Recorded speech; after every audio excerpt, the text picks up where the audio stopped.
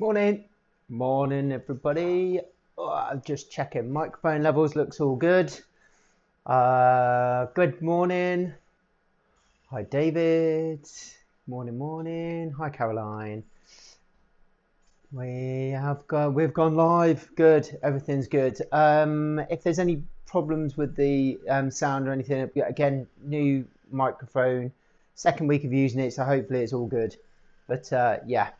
Um, Hopefully I'll get some messages through if you can't hear. Uh, Good afternoon, Rahul. Good to see you in as well. Right, let's get going. So last week we finished on the connective tissue and the compartments of the leg, and then basically what we do now is fill those compartments with the muscles, and that's the good thing with learning it this way around, I think, because then if you know where the compartments are for the leg, then obviously you need to remember where the muscles are, but you kind of know from which section they're in as to where they go, and hopefully that will make sense as we go through. So let's just pop that on there. There we go. Get rid of that. Right, so a little bit of a recap then of the compartments. Right, yeah, so obviously a large number of muscles in the ankle and the foot. So what we're going to do is we're going to split the leg from the foot. So we're going to do all the compartments first, and then we're going to have a look at the intrinsic muscles of the foot. So all these like small muscles in between the toes and all that kind of stuff. So that's how we're going to segregate everything. Morning, Tris. Morning, mate. Just pop that up there. There we go. Coffee in hand. 10 a.m. Another Monday. Here we go. So yeah, we've sorry, mate. Just move you out of the way. So muscles can be grouped according to the location and function. So that's what we're going to try and do today. Is go over those muscle zones, so all the compartments, and then pop the muscles in, and then they all have a very similar role depending on where they are. So a lot of the movements are very similar. There may be some slight nuances with where they attach, but pretty much on the whole they do similar things. The lower leg is divided into 4 compartments, which we've already had a look at. We're going to recap that now. And then each compartment is surrounded by dense fascia. So basically connective tissue to separate out all those areas. And as I mentioned last week, if you imagine a top-down view, if I just grab my model.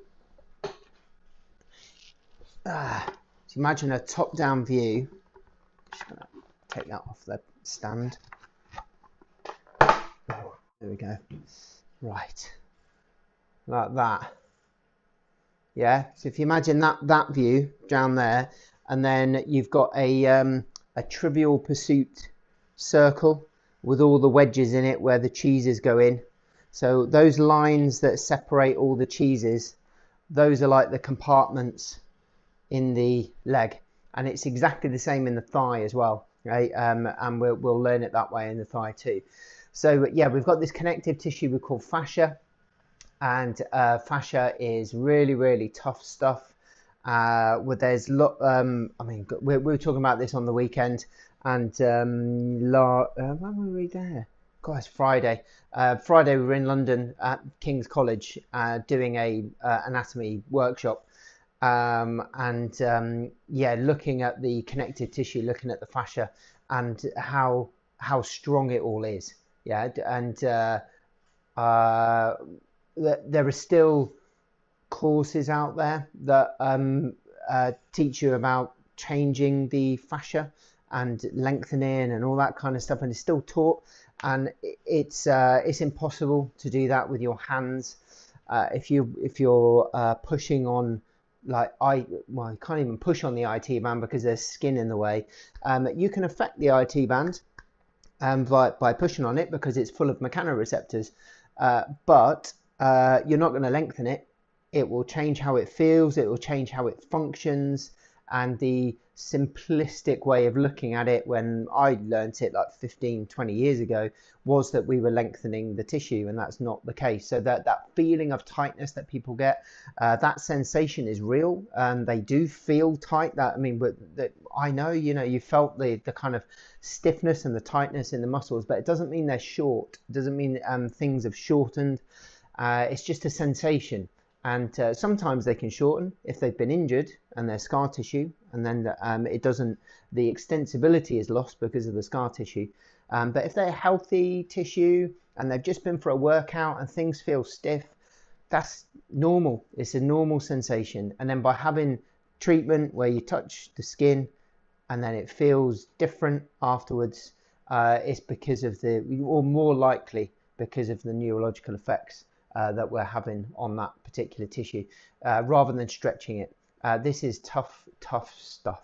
Okay, so and I urge you, if you do any of that kind of treatment, or you've learned any of those fascial things and you're thinking, wow, I know it lengthens because that's what I feel, come along to the anatomy labs and come and have a look, because I think it will change your mind. Okay, so there we go, rant over. These are the different compartments. And we went over these last week. We're going to start to add into these now. So that there is your tibia. That there is your fibula. All right. So we've covered those when we did the bony anatomy a few weeks ago. And then we also saw this strip of connective tissue there. And that strip of connective tissue across between the tibia and the fibula, that's your interosseous membrane. So in between the bones, so interosseous. We've got this connective tissue that connects the bones. And if you have a look, it divides regions. It divides these compartments. So the red zone here is the anterior compartment. So that musculature there. So you can see that the borders of it are the tibia. So that forms a border. The interosseous membrane. And then this bit of connective tissue here. Okay, so we've got these, what we call septums. And a septum just basically means a hedge. So if you imagine like a farmer's field from a top-down view, an aerial view, and they've segregated all the hedges, all the fields up with these hedges, that's basically what we've got going on here. So a septum is a hedge to divide the, in this case, the muscles. Okay, so we've got musculature in here in the anterior compartment. This one here, this green area here, that's the deep posterior. All right. So that's up on the back of the leg, but it's deep. Then we've got superficial posterior. So that's this, well, it's orange on there, but it looks yellow on there. But I am colorblind, so I don't know whether they're the real colors or not. But that one is that one, okay? They just look different colors to me. But we've got these big muscles here on the back, and that's your superficial posterior. So superficial meaning towards the surface, and then posterior on the back. And then the last zone, which is this blue dot here, that's the lateral zone just there. So lateral compartment just there. Okay, and you can see we've got dividing lines here. There's a dividing line there, wrapping around there. That interosseous membrane that we saw before, and then that one there. And then around everything, we've got fascia keeping everything in place. So that circle around the outside, so all around this area here, that is your trivial pursuit wheel, okay? And then this bit there, so that red zone, that's one of the wedges. And then you've got lateral wedge, deep posterior wedge, superficial posterior wedge. So the shape is somewhat different to a trivial pursuit wheel. But you get the idea. Yes, we've got these compartments and they're separated by hedges, yeah, to keep everything where it should be. And the good thing is with the connective tissue and the fascia is they help things glide across each other. So it reduces the friction between these structures. And we should be able to see that when we start having a look at the videos. So in each compartment, you have different numbers of muscles. Just move me out of the way over there. So in the anterior compartment, which is where we're going to have a look at first, we've got 3 muscles in there. Okay, so there's 3 in the red zone. There's 2 in this lateral compartment in that blue area just there. In the deep posterior, we've got 3. So in this area here, we've got 3 muscles, and can you see, you can make out the muscle shape as well. So all of the muscles, they're also wrapped in connective tissue. Yeah, and again, that then helps the glide with these muscles against each other. And then this zone on the back, superficial posterior, that's only got 2. But if you have a look here, it looks like there's 3. And that's because this one at the back has got 2 heads. Okay, so if you've done a bit of anatomy before, then you might know which muscle at the back's got 2 heads. If you haven't, don't worry, we're going to cover that. So we've got one big muscle here and another muscle at the back. So that's the second one. But that one at the back has got 2 heads. Okay, cool. So that is your top-down view. And then this is what it looks like without any muscles in. So these are the hedges. These are the septums. So if we have a look here, we've got anterior, so at the front, intermuscular, so in between the muscles, septum, hedge. Yeah, so we've got that there. This one here is the interosseous membrane because it's in between the bones. It's not intermuscular because it's not in between the muscles. It's in between the bones. Then we've got the posterior intermuscular septum, and then the crural fascia wrapping around the whole leg. Okay, and then what you've got there, the yellow stuff is subcutaneous fat, and then you've got the skin layer around that as well. So yeah, and that's what you'll see. So if you have a look at things like ultrasound scanning, you'll see on the top, you'll see the skin, then you'll see the fat layer, and then the first thing you see is the superficial fascia. So that first layer of fascia just there. Okay, cool. So we covered that in detail last week. Let's add a bit more detail to that. So anterior compartment, we've got these 3 muscles. We've got tibialis anterior. So think about the word, if you've never heard that muscle before, tibialis is to do with the tibia, and anterior means it's at the front. So we've got a front tibia muscle. We've got extensor, so it must extend something. Hallucis, which is your big toe, that's what that's called if you remember back to the bones. So it extends your hallux, hallucis, and it's not the short one, it's the long one. Okay, so we have a extensor hallucis longus, so extends the big toe. Extensor digitorum longus extends the other toes, so your digits. Yeah, so we've got this muscle here going to the digits, and then this one here going to your big toe. And if you think about that, it shows the importance of the big toe to your foot because it has a muscle all to itself. Okay, well, it's got 2 actually, but we'll cover those later. So but this muscle here specifically for the big toe, so big toe extension is really important, and we'll have a look at that when we start looking at the intrinsic foot muscles and what that all does. Okay, so those are your 3 in that anterior compartment. So we're going to have a look at them one by one. Here's the first one. These images are from the app Complete Anatomy. So if you're looking for an app for iPhone, Android, whatever device you've got, it's on laptops as well. You can download it for a laptop or an iPad, and it's one of the best ones out there, Complete Anatomy. So if you're looking for an app to get, then I recommend that one. So yeah, tibialis anterior compartment, so at the front. And if you think about it, if it's going down the front of the leg, it's got to end up somewhere on the top of the foot or around that kind of area. And then if it's from here going down onto there somewhere, then when it shortens, it's going to have to lift the foot up towards your shin. It just makes sense that it would do that. Yeah, and that's the thing with the compartments. So if you go, right, if I know what's in that anterior compartment, it's likely that it's going to attach onto this part of the foot because of where it goes. So if that bit goes from there to there and it shortens, then it's going to bring the foot up. Okay, and that movement of the foot with the toes towards the shin is called dorsiflexion. So this is the dorsum of the foot. So dorsiflexion is bringing the toes up towards the shin. And if we have a look here, these are the attachment points. These are the distal attachments. So we used to call those origin and insertion points. We just call them attachments now. So we've got a proximal and a distal attachment in this case. And then the A is the action. So this is what it does. The N, which we'll look at later, is the nerve supply to that particular muscle.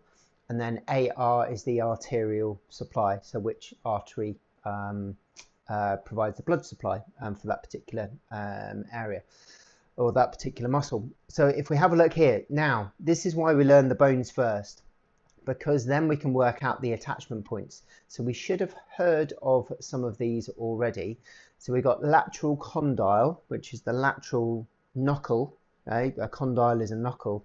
So an outside knuckle, because that's the lateral part, and body of the tibia.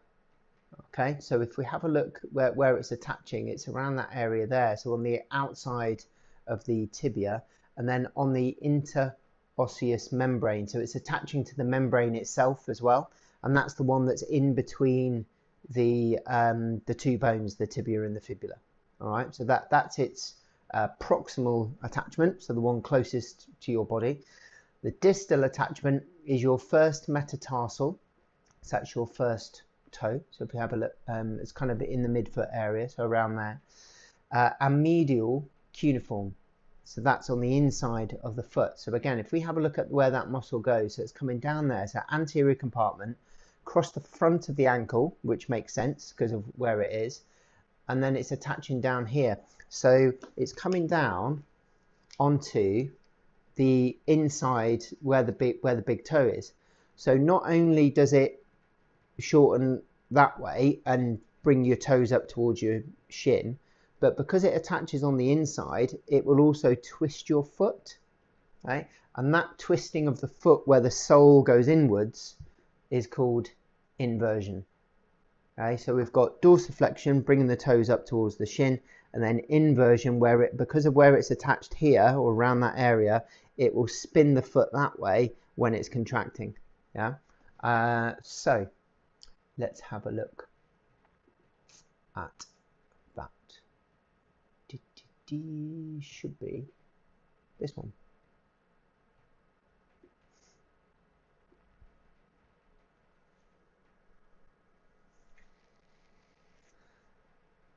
Yeah, so these compartments, they're really confusing at the beginning, in that there's so much to learn, but when you kind of break it down, then hopefully it will make a bit more sense. So here we are. Here's a cadaveric model.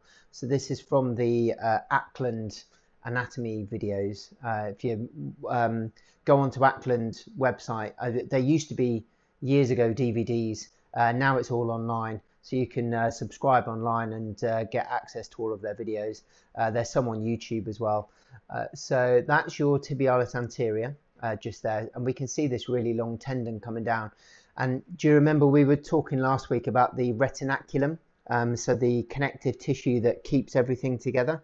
The connective tissue will wrap over these tendons, all right, to keep them all in place. Because you can see where it starts and where it finishes. If there wasn't this wrapping keeping it down, then the tendon would stick out from there to there, so it would look like a pair of flares. So in order to keep it close to your leg, like a pair of skinny jeans, everything's wrapped in, shrink wrapped in this connective tissue to keep it all in place. And that improves the efficiency of the muscles because it provides like a pulley system, basically, like a pivot point, and it just helps the muscles with their power output. Because if they just went from A to B and they didn't have to go around that bend, then they wouldn't be able to produce as much force, and they'd have to be bigger to generate the kind of force that they already do. All right, so really useful in terms of mechanical efficiency. So there's your tibialis anterior, and then attaching down there just on that first metatarsal and medial cuneiform. Okay, so around that area there. Let's play this video through. So there it is there. And then there's the attachment. So that's on your interosseous membrane, on the tibia. And then there it goes there. So there's the tendon of it, just there, look. Through the extensor retinacular, and then down onto the inside of the foot down there. Yeah, so you can see there's your attachment points. So base of the first and then the medial cuneiform. So then if that muscle shortens, just move that back a minute. So yeah, when that muscle shortens, because of where it attaches, so just pause that there. Yeah, you can see that if that pulls that bone upwards, then you're going to get dorsiflexion. But then also because of where it's attached there, it's going to rotate the foot as well. So it's going to turn the sole of the foot in, which is called inversion. All right, so we've got inversion and dorsiflexion with tibialis anterior. Perfect. And this is, again, really useful, I guess, for manual therapy wise, knowing the extent of the musculature. So you can see the muscle coming down here, and the muscle fibers stop just below kind of mid shin area, and then the rest of it's just tendon. Yeah, so it's tendinous all the way down. So if you're doing things like sports massage and want to be working over the muscle tissue, then you don't go down here because it's just tendon and then bone. Yeah, so if you want to do massage over the muscles, then that's the region to focus on, is up there. Okay, and then next two, extensor, so extends, hallucis, big toe, longus, long muscle. All right, so if we have a look at the attachments, anterior surface of the fibula this time, and if we have a look at where it is, look, it's just down there. Yeah, so it doesn't start as high as the tibialis anterior. The muscle's a lot smaller as well, and it will be deep to the tibialis anterior, so it'll be underneath there. So you've got muscle tissue extending down to the front of the ankle around that area there, and then the tendon going through that retinacular just there, and then all the way down towards the big toe. All right, so what it will do is it will extend that big toe. So if we have a look here, we've got dorsiflexion, which it will do to a certain extent, and inversion because of where it attaches on the inside of the foot. So it's going to have an effect on the inversion. Won't be one of the prime movers, but it'll certainly be helping that movement out as a synergist. And then extends the great toe. Okay, so that's its main role, is extending that big toe. All right, so that's an important one there. Right, let's show you these. Just get rid of that. There we go.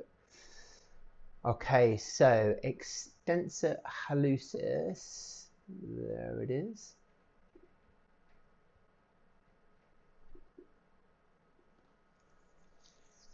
So the extender of the big toe, anterior compartment. Again, it kind of makes sense what it does because of where it is. Here we go. So there's your extensor hallucis, underneath that retinacular, and then all the way down to the big toe, just there. So there's the attachment, look, on the fibula and the interosseous membrane, but lower than the tibialis anterior. And then you see that really long tendon as well. I'm just going to take, there it is there, look. Just try and pause that. There we go. So really long tendon, look, all the way along. And in fact, you can make out on this video as well, the toes are wrapped in connective tissue. So it keeps that tendon like passing through a tunnel. Yeah, and then the connective tissue then binds it onto the toe as well. So it just stays in that, running along that line. So everything's kind of wrapped, yeah, to point it in the right direction. So we've got extensor hallucis there, underneath that retinaculum, and then all the way along there towards that big toe. So it's your extensor hallucis longus, that one there. And then the last one in this compartment is your extensor digitorum longus. So again, this one's a bit bigger, look, the extent of that muscle there. So similar kind of muscle length as the tibialis anterior, not as bulky as tibialis anterior. That one's the biggest one in this region. But you can see it's really deep again. Yeah, there's the extensor hallucis just underneath it. So this lies on top of that. So if you're thinking about palpating some of these, you've also got tibialis anterior on top of that as well. So being able to isolate structures and being able to feel them will be very, very difficult. Tibialis anterior, definitely, but anything underneath that, you're going to really struggle. So let's have, and it will be nigh and impossible for the hallucis. Lateral condyle of the tibia, so outside condyle of the tibia. Anterior surface of the fibula, so front of the fibula, just there. And then the interosseous membrane, so in between the bones membrane. Yeah, and then the attachment is your middle and distal phalanges, so your toes of toes 2 to 5. So that's all the digits. Yeah, so big toe is taken care of by hallucis. This one takes care of the other toes. So if we have a look at what it does, the action, we've got extension of the toes, so it will lift your toes up, dorsiflexion of the whole foot, so that movement is coming from the ankle joint, and then eversion of the foot, because have a look at the direction of the tendons. They attach more laterally, and because they're more towards the outside, as they contract, they're not by any means a prime mover of this movement, but they will certainly assist in eversion. There's another muscle that is one of the prime movers, so it will turn the sole of the foot outwards. Okay, so the other ones help to turn it in. This one helps to turn them out, and it's because of where they attach and the slightly different pull they have because of the axis of the joint. Okay, so because it's more towards the outside, they will assist more in moving that foot outwards, right? But the thing with this whole compartment, all of them help with dorsiflexion. Yeah, so that bringing the toes up towards the shin action, all three of these do that movement. Yeah, so we've got, and they probably the prime mover in that movement will be your tibialis anterior.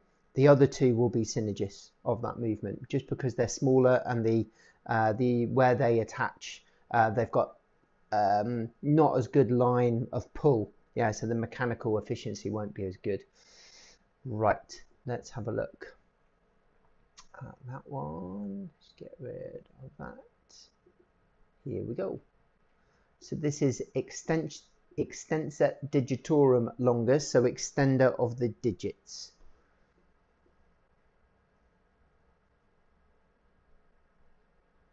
Here we are, just pop that there. There we go. So we've got your tibia just there, fibula just there. There's the muscle belly. You can see this muscle's a lot bigger than the extensor hallucis, and it makes sense. This is going to 4 toes. The extensor hallucis was just going to the big toe, and that was it. Okay, so you need more muscle tissue to help to extend these toes. It will go underneath the retinaculum still, so you can see it going underneath the extensor retinacular there and there. And then now we've got 4 tendons. Yeah, so they go to each of the toes. So you've got one muscle belly, and then it splits into 4 tendons and goes down to every toe. Okay, so when it contracts, it will lift them all at the same time, and it extends the toes, so bringing the toes up towards the shin. So it's the long extensor of the digits, and there it goes there. Look, there's your extensor retinaculum, and that's where it's splitting there. So look at that really long attachment point on this one.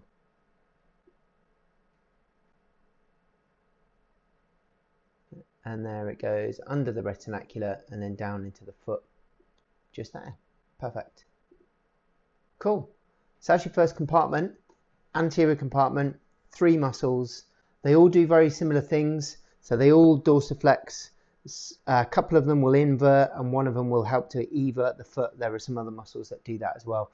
But hopefully you can see how it kind of makes sense. They're all on the front so they have to come down the front here, so they have to attach somewhere around here. So if they go from there down there, they've got to do that movement. Yeah, it makes sense that they do that. Perfect. Right, let's have a look at these. So this is the lateral compartment now, so the one on the outside. It's near the fibula, so they're now given the name fibularis muscles. And if you studied anatomy a while ago, or even recently, because it's really hard to get your head out of saying it, but these would have been called perineal muscles. So the peroneus longus, peroneus brevis. We're not using that term anymore in anatomy. We're starting to use fibularis. So yeah, it's taking me ages to get my head around saying that. Okay, so but it makes sense because it's near the fibula. So we've got fibularis longus, we've got a long one. Fibularis brevis is the short one. Okay, so let's have a look at these. We know they're on the outside, so they're on that lateral compartment. And the interesting thing with these two is where they attach, because we've got one that attaches laterally and one that attaches medially. Okay, so the pathway of them slightly differs. Yeah, but they do very, very similar things. So if we have a look, this is the longest, so this is the long one, literally kind of wraps around your fibula. So a good thing to do with this is if you have a feel on the outside of your leg where your fibular bone is, and then if you evert your foot, so turn the sole of your foot outwards, so to the outside, you'll feel these muscles engage. Okay, you don't need much eversion to do it. And so if you can't quite feel it, just relax and then do it again, relax, do it again, and then you'll feel these muscles just bump up underneath your fingers. But have a look where the muscle bulk is. It's all up around here. Yeah, so the muscle gets thinner as it goes down. And then look, we've got another pulley system here. So it wraps around your malleoli, which is what we were looking at over the last couple of weeks as well. So down here, around that malleoli, and if you remember from last week, there were little tunnels that it goes through around that outside of the ankle.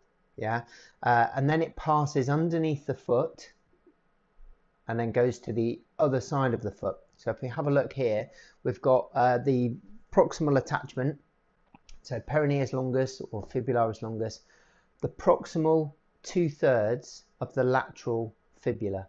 So the majority of the bulk of the muscle is in that first 2/3 of the fibula, so of that outside bone. And then the distal attachment is the first metatarsal and medial cuneiform. And if you remember, there was another muscle that attached there, which was your tibialis anterior. Yeah, so they both attach to virtually the same place, and they kind of merge into that zone. But let's have a look at what this one does. Because of where it comes from and where its pathway, this one will evert and plantarflex.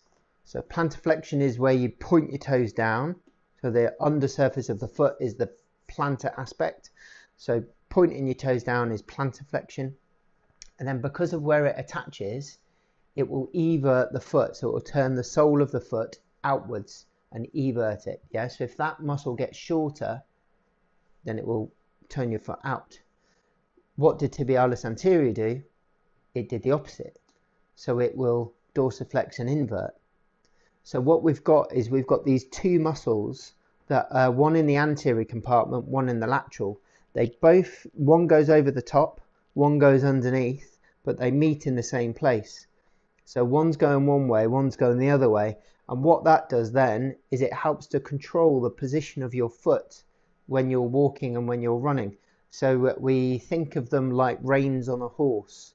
Yeah, just guiding the foot into the position that you need it to be, whether in inversion and eversion, plantarflexion, dorsiflexion, to get it in the right place. Okay, there's lots of other muscles that are helping as well, but if you just visualize that from one side of the foot to the other, these different compartments, that's basically what's going on. Okay, so we've got this like steering mechanism keeping the especially in this bit, the midfoot, into the place where we need it to go.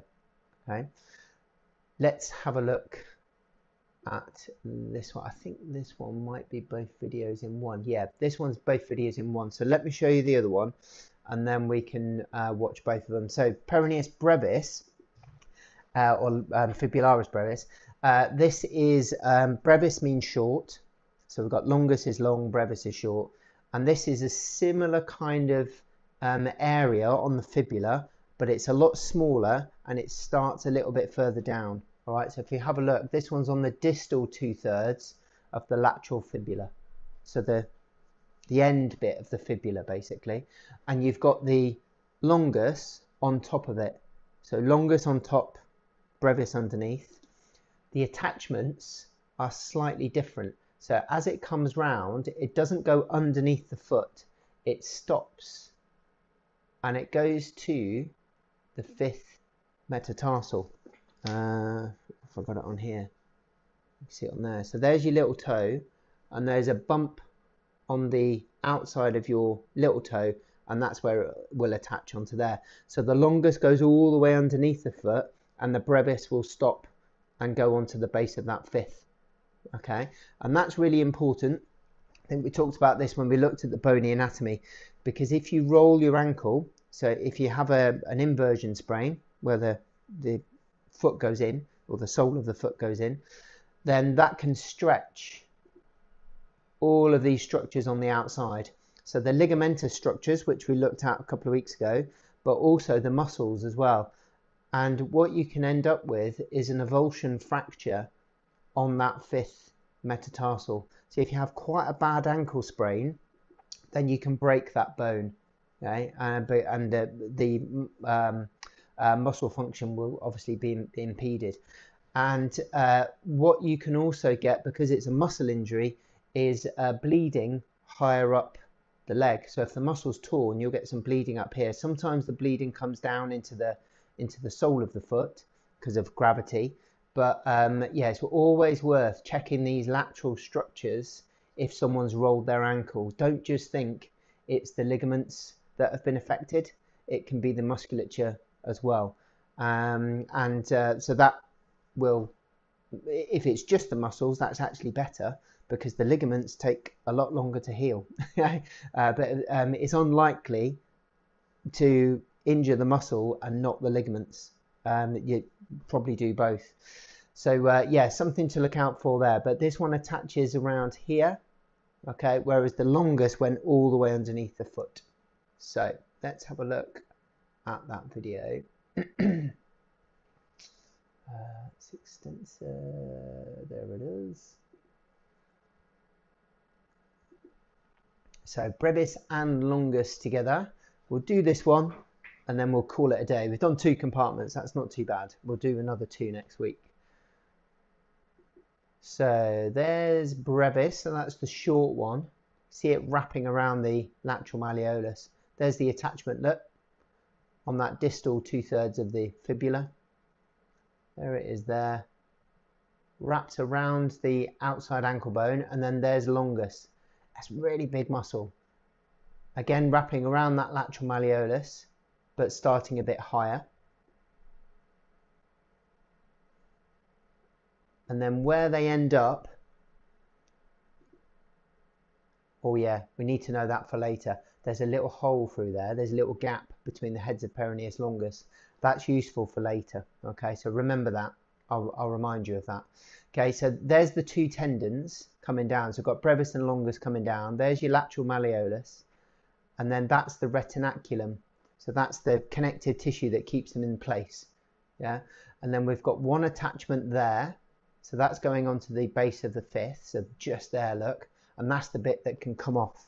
Yeah, so if they roll their ankle, that bit can break off. And then this longus tendon goes all the way underneath, keeps on going. There it goes, and ends up there.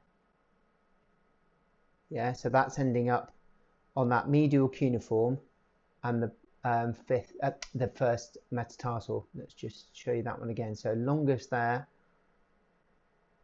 brevis was underneath, but then they both come around the ankle together, so 2 tendons together, Remember this gap for later. So there's your fibula head just there. There's a little gap there. That's useful for later. And then there they are there. Look, there's the tendons coming down. There's your outside ankle bone, lateral malleolus. There's your tendons going through the tunnels, which we saw last time. And then brevis onto the 5th metatarsal. That one there, right on the end. And then longus will carry on. There it goes, look. Yeah, so you can see it going underneath, all the way around and onto there, which basically meets up with tibialis anterior from the other side. And there it is there. Cool. Done, done, done. Perfect. So that's us done for another week. So we've done 2 compartments. We've done the anterior and the lateral. We'll have a look at the deep posterior and superficial posterior next week. Add those in as well. And then you've got all the actions then of the ankle that with the muscles that are coming from the leg. All right. And then once we've done those, we'll then move into the intrinsic foot muscles. Have a look at the small movements that are available with those ones as well. Okay. Perfect. See you next Monday, 10 o'clock.